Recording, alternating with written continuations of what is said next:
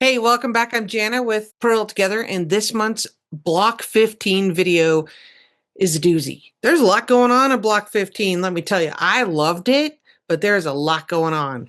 I found it interesting and engaging, and it's kind of the culmination of all the things we've been doing with the lace and the cables and everything we've been doing, with the exception of the color work, is in this block. All the lace and the cables. I thought it turned out, I really enjoyed it. I thought it turned out great. So, we'll get into that in just a second. But this is the last block we're going to knit, because once you complete all the blocks that you did in February, the 6th in February, and then there's 15 patterns all together, you'll have 20 blocks. And so next month is going to be assembly, and then we do the border in December, and then you're done. So we're winding this down, and it's been a lot of fun and a good skill builder. Let me say, I am playing Yarn Chicken with Block 15. I have a few more rows, so we'll see if I make it. I kind of have plan B if necessary, but and some of that is my own gauge issue. Like, some of the blocks I didn't swatch when I should have. Some of the blocks are a little bigger than others, so I'm sure the Yarn Chicken is my own fault. So, we'll see it. We'll see. Let's get started. And keep in mind, I prefer to use the charts. You can use the written instructions. If that's your jam, then that's great. If you're using the charts, just a quick reminder, we will begin this block on the wrong side. So row 1 is, after your cast on, is the wrong side. So remember, you have a little hint of that because the number, Berroco has put the number at the side of the chart where you begin. So that's super handy. All right, let's get started. I've already knitted through the first 20 rows, the first chart repeat, so you can see what we're aiming for and what this is going to look like. It's really pretty neat, and although it's not necessarily intuitive, you can see what's going to start happening if you pay attention to like the yarn overs and how things stack on the previous row. So as we've had happen before, we're going to start row 1 on the wrong side of our work. So if none of this was here, you would just have your cast on edge, and you would have just finished your long tail cast on. So we're beginning on row 1, and when we work on the wrong side row, the dots that signify purls on this side are going to be knits on this side. So we're going to start off reading our chart the opposite way as well, meaning from left to right, like you read a book, instead of the way you knit, which is from right to left. So starting in the bottom left-hand corner of the chart, we have 4 dots. So on the wrong side of our work, that's 4 knits. Okay, then you're going to have a purl through the back loop. So this is a purl, and so we want it to be a purl on this side, but we want it to be a twisted stitch. So there's a couple ways to go about this. You can either turn your work slightly and get your pointy sharp needle right in there and purl into the back of that loop, or if you'd prefer, you can take this off, twist it first so that the back leg of the stitch is now on the top, and then purl like normal. But if you do that, make sure you're turning the stitch to the left or clockwise, the orientation that you would have if you were going to go in underneath and purl into the back loop. Okay, hopefully that makes sense. You want it, the reason it's important to be consistent with how you're twisting your stitches, like clockwise or counterclockwise, is so that it looks the way it should on the right side. Then we're going to purl the next one, and then we're going to purl into the back loop again. Then we have 2 knits, a purl through the back loop, a regular purl, which obviously on your cast on edge you won't have this whole blow, but it's still the same stitch, and then a purl through the back loop again, and then 3 knits. Okay, now I can see I have done something back here, so I will address that when I get to it on the other side. Okay, so that should be 15 stitches, and now I am at the beginning of the red inset, or the red line, and that you're going to repeat twice, and that will give you the remaining stitches here. So pretty much all we have on this first row is purl into the back loop, knits, and purls. So you can manage that. Now this one, I think might already be twisted because I had to tink back something I did earlier. So that gives me an opportunity to tell you about making sure that if your stitch mount is correct, if you have to take something out. So if I were to purl into the back loop of this, and then let's say I messed something up later and I want to come back. Okay, so when we tink or knit backwards, you go into the stitch from the row below and just take that out. And the orientation of the stitch when you open it up is the leg of the stitch that's on top is to the right. It's forward towards the tip of your needle when you go to open it up. If the stitch is not oriented correctly, say if it was twisted, it would be like this, where the stitch in the back was the one that was closest to the tip of the needle. And that's not what you want. So if you're tinking back for some reason and you come to this and you were to take out your purl that you'd purled through the back loop, now you can see that that stitch is twisted. See how that's twisted on the needle there? So you want to make sure to reorient that properly and then go at it again, you know, when you knit back the other direction. So I hope that makes sense. All right. So that's probably the mistake I had before, was not yarning forward before I did a purl. That's probably what's happened down here. So I'm not too concerned about that. I will look for that and fix it when I go back on the right side on the next row. Okay, so I'm going to continue along this row, keeping in mind that I'm on the wrong side of my work and I'm knitting the dots and purling the spaces. Okay, now I'm on the right side of my work on row 2, and we're reading our chart like normal if you're using the chart with me, and knit the first, purl 3, and then we're going to come to this thing that looks like a cursive E that's slanted to the left. All that means is that if you look at the legend, that means we're going to knit 2 together through the back loop. So normally you knit 2 together and you go in like this, but instead we're going to go into the back loop of each of these stitches and just knit them together like that. Now in doing so, when you do a decrease, the stitch that your working needle enters first is the stitch that will end up being on top. And that's important. In a moment, I'll show you why. If we want our design to be symmetrical. So if you notice, this right-hand stitch was my working needle entered that stitch first, and that's what ends up on top. Then we have a yarn over, and then just a simple knit through the back loop. So we have this column here, and when we block it, it will straighten out. But you can see all these stitches are opened up facing upward. Then we yarn over, knit through the back loop, and purl 2. Now our next couple of stitches are going to be the mirror image of this lace motif we have going here. So we're going to knit through the back loop, yarn over, and now we're going to, we want to take these 2 stitches and decrease, and we want to have them lean to the right. So in order to do that, we need to slip the first stitch as if to purl. So tip to tip, we're just taking that straight across.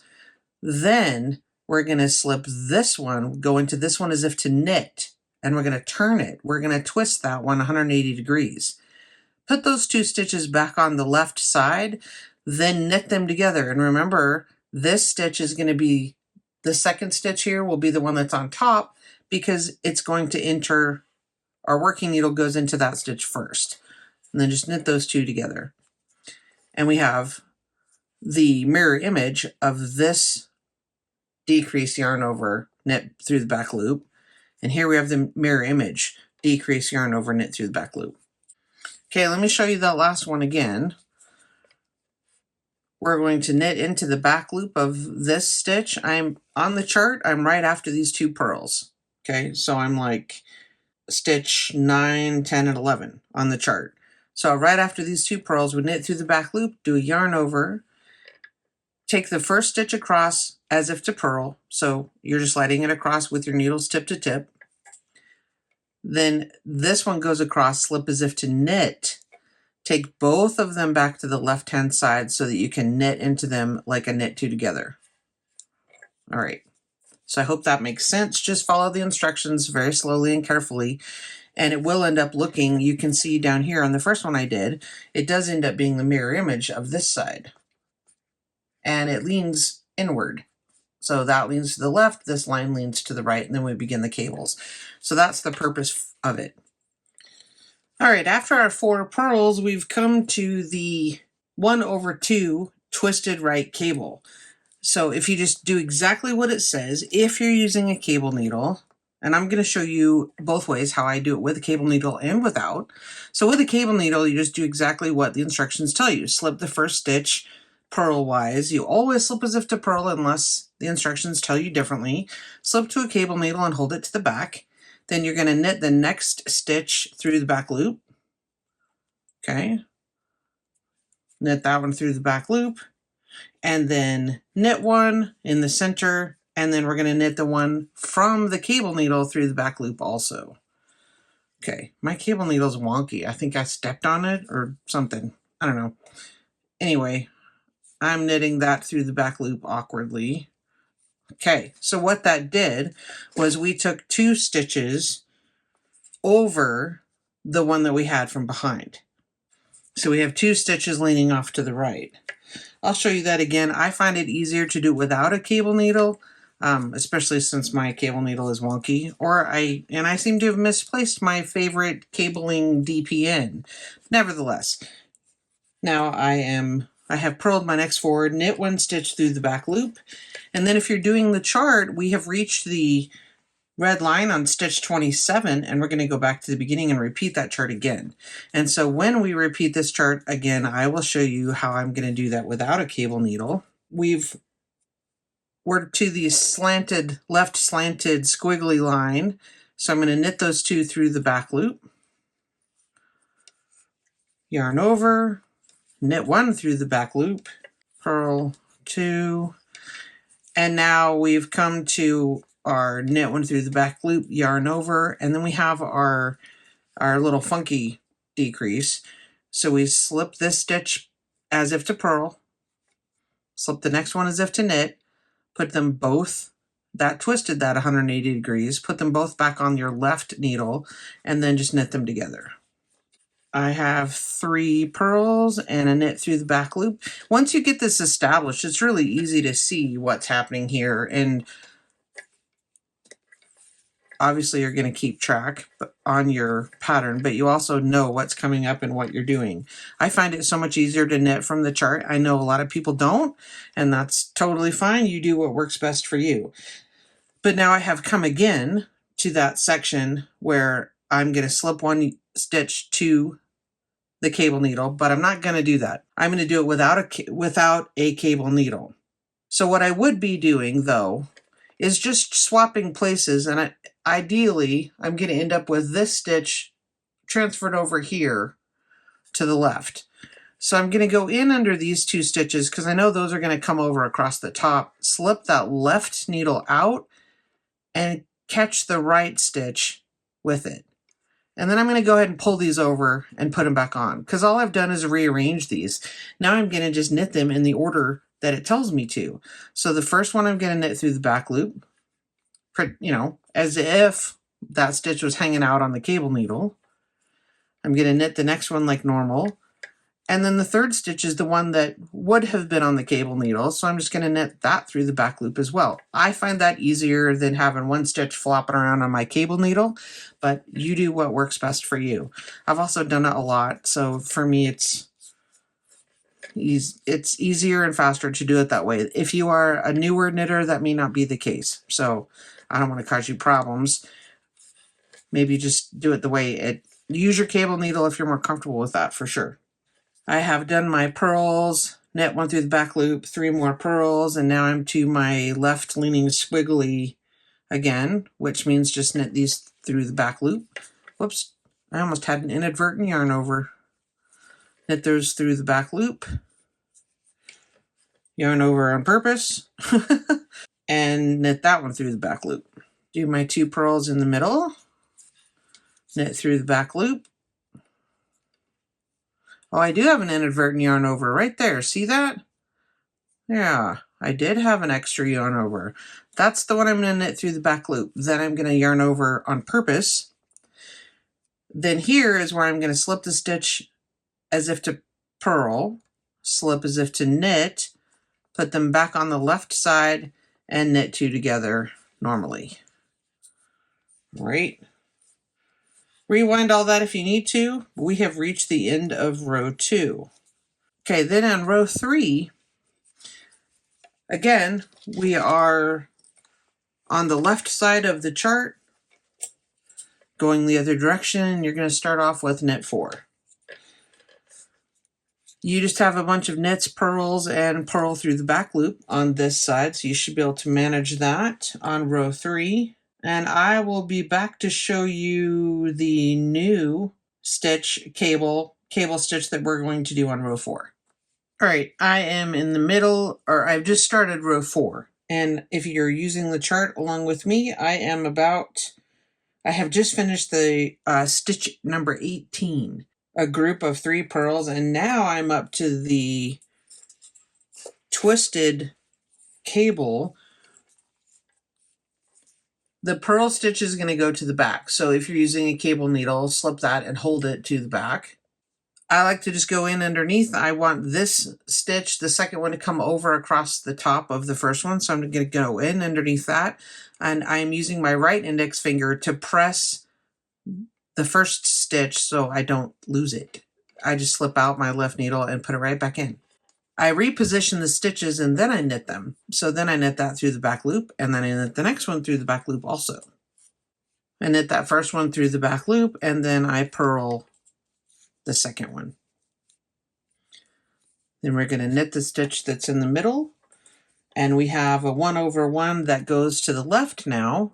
So I'm going to want to bring this stitch forward and grab a hold of that one. So in order to do that without a cable needle, I go in from behind, grab that stitch, press the first one to the front of the needle, and then get a hold of it again right away. So, and then I put everything back on there. I'm going to purl the first stitch, so yarn forward. Now I purl that one and knit the second one through the back loop. And that's the one that would have been on the cable needle. Okay, I can show you that again in just a moment. Okay, now I am to the end of my chart repeat, and so I'm headed back over to stitch number 1 to start my chart repeat again. And here I am at that section again where I'm going to knit these 2 through the back loop. Now I'm back to the section where I'm going to knit these 2 together through the back loop. Yarn over, knit this one through the back loop, purl the 2 in the center of that section, knit this one through the back loop, slip as if to purl, slip as if to knit, move those 2 back over to the left and knit them together. Purl 3, we are almost back to our cable section again. Whoops, purl 3, not 2. Now I just want to change places with that purl stitch and that knit stitch. I want the knit one to be on the top, so I go in underneath that, pressing the purl stitch to the back of my right hand needle, slip my left needle out and right back in again, and then I knit that through the back loop and purl. Then I'm going to knit the stitch that's between these 2 little 1/1 cables. Then I'm going to go in behind the purl stitch, press the knit stitch to the front of my needle, take the left needle out and right back in again. Put that back on, bring my yarn forward, purl that stitch, and then knit that one through the back loop. All right. Now we're just going to carry on to the end of the row. I have 3 purls and a knit through the back loop, and I am at the end of the second repeat of that first 27 stitches. So I'm just going to finish out my row now. All right, I knitted back across row 5 on the wrong side, and now I am a little ways into row 6, and I've come across stitch number 21, which is central double decrease, or CDD. Now there's a couple different ways to do this, and at the time of this filming, Berroco has not released this pattern yet. I have the preview pattern so they can make these videos ahead of time for you. And so I'm not sure which method of central double decrease that they recommend, but I'm doing it the way that I prefer. So you can either follow along with me, and maybe it's the same as Berroco's pattern and maybe it's not. But either way, it will work out just fine. So I have done my yarn over on stitch 20, and now I've come to the central double decrease. And the way that I choose to do that is to go in these 2 stitches as if I'm going to knit them together. And I put them over on my right hand needle. And then I knit the next stitch. And I know it looks funny because that yarn over, but just try to ignore that yarn over or hold it back with your finger if you can, or just ignore it. And then you're going to go in under the 2 stitches that you slipped as if to knit and pull those both over the one. And then I give it a good little tug, and you can see how nicely that lines up with the center stitch. So that's how I prefer to do it. Now, I'm going to take this out and show you again for 2 reasons. One, I want to show you how to take it out if you should need to, and then I'll show you how to perform the central double decrease once again. But you want to do everything exactly the reverse. So I'm going to take these 2 stitches that I slipped over the top and just lift them back up and over as I did before. Then you just go in underneath this stitch here in the back, because that's the last one that you knitted. Now things are a little bit twisted up, but you can manage that if you're just careful. Okay. So there's my 3 stitches as if nothing had ever happened. So I'm going to do my yarn over, slip these 2 as if to knit the next one like normal, and then the 2 I slipped, pull them over the top. There we go. And then I'm going to do another yarn over, because this central double decrease is framed by yarn overs, as you can see down here. All right. Now the next stitch gets knit through the back loop. There we go. Thought maybe I'd split that one. And then we're just going to carry on. All right, I think you're good to go now until row 8, which I will show you the 2/2 cable.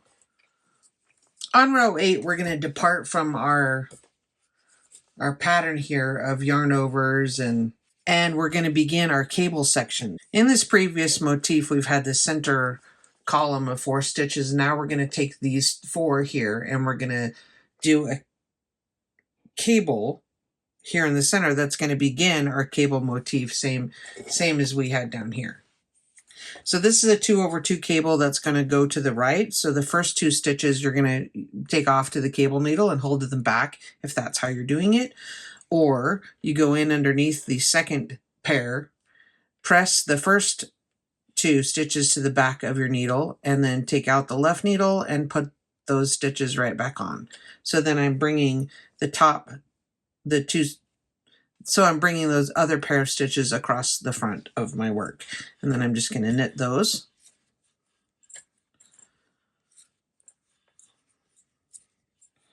Knit the next 2 and carry on through the row. I think you know how to do everything else now until we get to row 20, I believe. So I'm going to knit through some more of this. I'll be back in a little bit to show you what everything looks like. When you have an elongated stitch like this, though, I want to tell you, don't worry too much about it. It'll work out with blocking. You can ease things around if you like. So that improved that quite a bit just by messing with it. So I'll be back when I need to show you the cables that involve a purl on row 20. But I think I have covered pretty much everything else. Okay, I'm on row 20 now, and I've gone through the first segment of the lace where we do the decreases and yarn over and a decrease. And the only other thing I think on this row that is new that you haven't yet seen is in the middle, you'll have a 1/1 twisted left purl cable and a 1/1 twisted right purl cable. And so that's how we're going to span this section of 5 stitches here, and it's really pretty straightforward. So if you were using a cable needle, you would slip this one to the front and then purl one and then knit it through the back loop. So that's really pretty straightforward. So I brought my yarn forward because I'm going to aim for this purl stitch right here and go in underneath that. So I secure that, press that stitch to the front needle, to the front of the needle, slip it off, and just go in and catch it again. And so I've just brought that left stitch over to the left. My yarn is forward so I can purl that, and then I'm just going to knit this one through the back loop. So that's pretty straightforward. And then in the center, I'm just knitting this one. And then we're going to do just the opposite, where we're going to go in underneath the knit stitch here, pressing that stitch to the back, the purl stitch to the back of my needle, slip the left one out, recapture that, and bring this over to the right. I'm going to put it back on the left needle though, so I can knit into the back loop. And then purl the one that's a purl. And that's pretty much all there is to it. I'm going to go ahead and finish this row, knit 2 more of my chart repeats, and then I'll be ready to bind off on the wrong side of my work.